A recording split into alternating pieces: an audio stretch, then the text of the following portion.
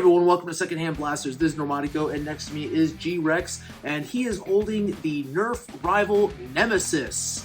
Yes, the Nemesis with its 100 round hopper. It is one of the kings of the battlefield, so to speak. I like to call it the baby Prometheus because it is a full auto rapid fire Nerf rival blaster with a gigantic hopper. Of course, you can modify this to make it hold a lot more rounds than that, and you can actually go ahead and do a 3S LiPo mod to make it shoot even faster.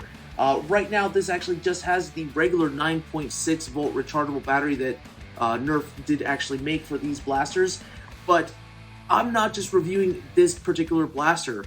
No, you see, of those things that on the Nerf forums, somebody actually posed the fact that the Dark Zone Monolith, or the Adventure Force Monolith, is a Nemesis killer.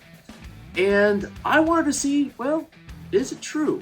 So we're actually going to do a comparison video with the Monolith and the Nemesis and see which one actually wins the competition. We are going to be testing on not only the chronograph, we're going to be testing the distance, we're going to test rate of fire, and we're also going to do a price comparison. Let's go and actually start off there with the price comparison itself. So the price comparison for the Nemesis, this one actually can be found for about $100.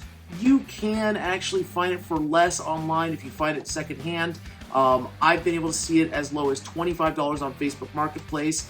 Of course, people snag those up pretty quickly, and unfortunately when you actually get it off the marketplace, you don't know if when you're buying it, if it is in as good condition as this one is. The Monolith, on the other hand, I saw it retail for as low as $25 at one point in time at your local Walmarts. This is no longer on the shelves, so unfortunately getting a hold of this one, you actually have to get a hold of it secondhand. Second blast, listen to me. Anyways, so I have seen people try to ask for $34, $40 on this on eBay and on Mercari. I was actually able to score this one for $15 off of the Facebook Marketplace. This blaster does run on C-cell batteries. It takes, I believe, 6 C-cell batteries. Later on, I might be doing a 3S LiPo conversion on this, but I wanted to actually run 9.6 volts versus 9.6 volts to do a true competition. So let's see here. The other thing I will say about this blaster is that this one with the full batteries in it is a little bit heavier than the Nemesis. However, it's not a fair comparison because this has the rechargeable battery, which does weigh significantly less than the standard, I believe that one holds D-cell batteries. So, you know, size-wise, this one actually feels a lot more comfortable to hold. The Nemesis is much larger. Obviously, I should probably be holding the Nemesis and G-Rex holding this smaller blaster. Just to give you an idea of the comparison, there you go. It is about 1.5 sizes as the Monolith. So, there you go. Now, up next, we're going to do the chronograph test, and then we're going to do the rate of fire. We are not going to be doing an accuracy test this time, only because of the fact that it is rival rounds. These are not the most accurate things. So, yeah. Up next, the chronograph test.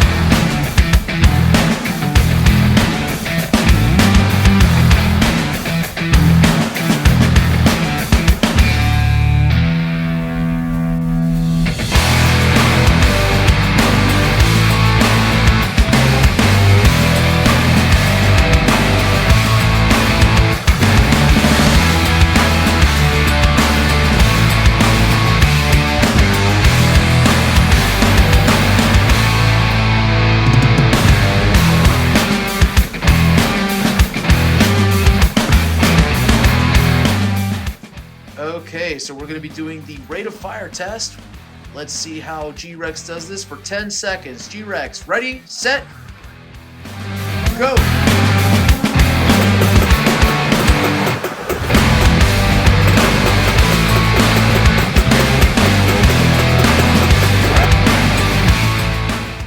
All right, up next is the Adventure Force Monolith.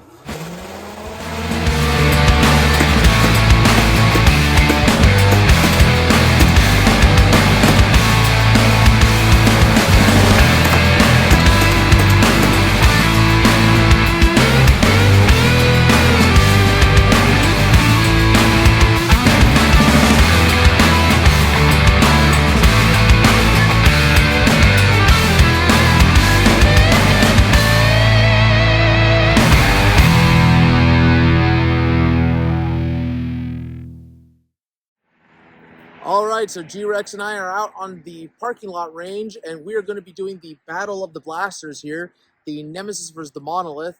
Up first, I'm going to fire the Monolith. We're going to do an angled shot and a straight shot.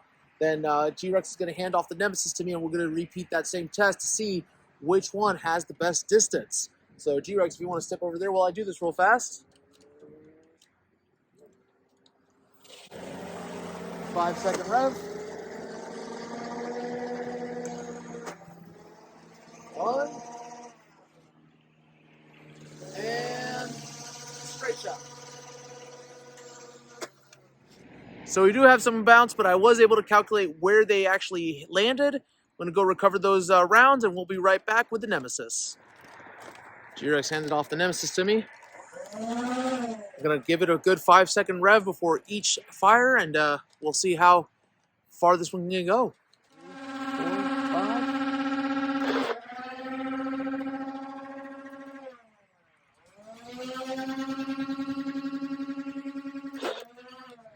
Again, we got the roll going on. I'm about to go do a quick little ball recovery to see where they bounced at, and we will be right back with those numbers.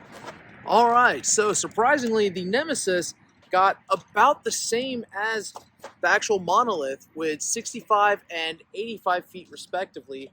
That is after I account for how far the rounds actually bounced. One of the things about these rival rounds is that when you do an angled shot with them, sometimes they'll catch and they'll just go forward and then up higher, which slows the ball down significantly. And I definitely noticed that with the Nemesis round. The same thing also happened with the Monolith. I just really noticed it with the Nemesis. So right now it's a dead heat. Ultimately, for one to be an actual killer of the other, it comes down to, are you getting what you pay for? So stay tuned.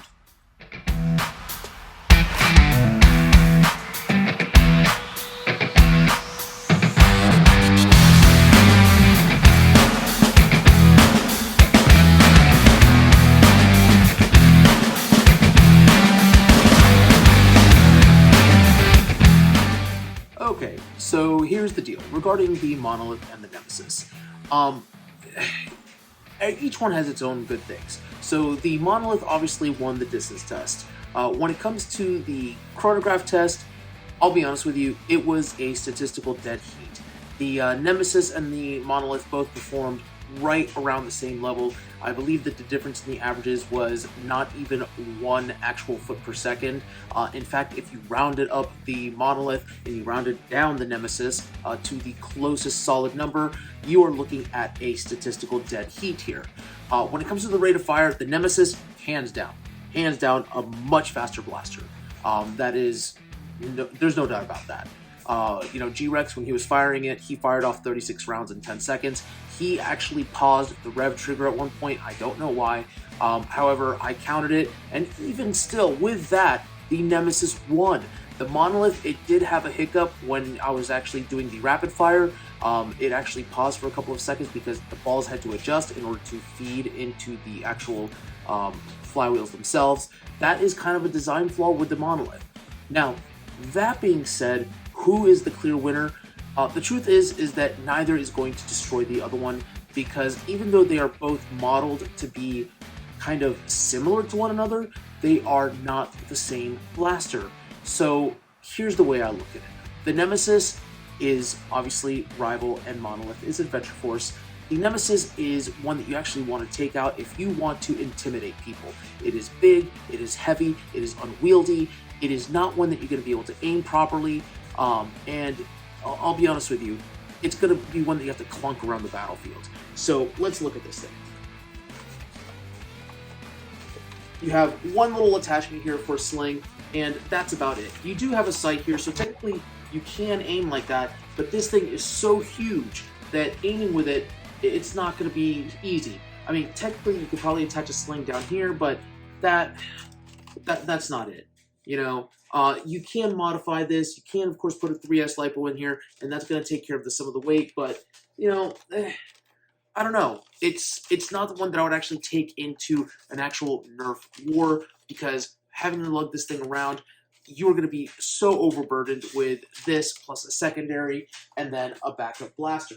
Of course, what would you get with a backup blaster for this? I do not know. What would your secondary be? I don't know either, because again, this one's so huge and the hopper is such a large hopper. Now, looking at the Monolith, you do have a similar weight issue because of the batteries. However, you do have actual different attachment areas where you can put a sling on here, and it is much smaller. So you can properly aim. There is no reticule with this. However, you can easily put a sight on here on the Picatinny rail, and that's it. It does hold up to 25 rounds. Here I actually have a combination of Adventure Force and the rival, the Edge series rounds, only because my Adventure Force rounds they kind of disappeared. I will tell you that the side load hopper on this thing, it being loaded on the left side, it is a major disadvantage, because if you are a lefty, you're going to actually have to switch to your right hand to do this, whereas it'd be nice if you could actually just do this, or much like the Nemesis, have a top load, but I get it. You don't want to be called a copycat. Now, when it comes to the cost, look, I'll be honest with you. The Nemesis was an expensive blaster, and to this day, you can actually find it on Amazon, and it retails at around $100. What it used to cost back in the day, I'll be honest with you, I do not know, because I was not into the Nerf Rival series when the Nemesis came out. I can only tell you what it is available at right now. However, I will tell you that Scamazon, as some of us call it, that is not the price that you actually want to look at, because just because it's on sale for $99 on Amazon doesn't mean that that's the price you're going to have to pay for it if you buy it secondhand.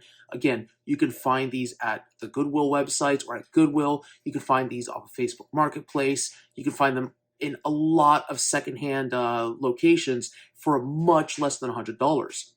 The Monolith, however, retail new in box at Walmart at one time before it was off the shelves was around $25. I believe when it first came out was closer to the $35 range. So which one wins when it comes to the price? It is definitely the Monolith.